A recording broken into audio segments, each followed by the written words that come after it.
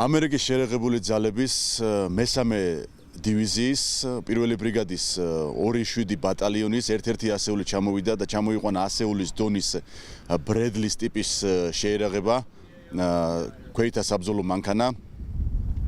მოგეხსენებათ რომ ბრედლის გააჩნია სამი ძირითადი შეერაღება.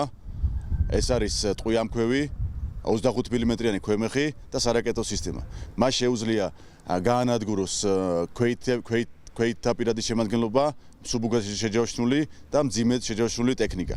გააჩნია 9 სამხედრო მოსამსახურეა მისი ეკიპაჟი. ჩვენ გვექნება კომბინირებული ერთობლივი წვრთნები, ჩვენ ბრედლის ტიპის ჯავშან ტრანსპორტიორებთან და ქართული მოდერნიზებული ქვეითთა საბრძოლო მანქანებით.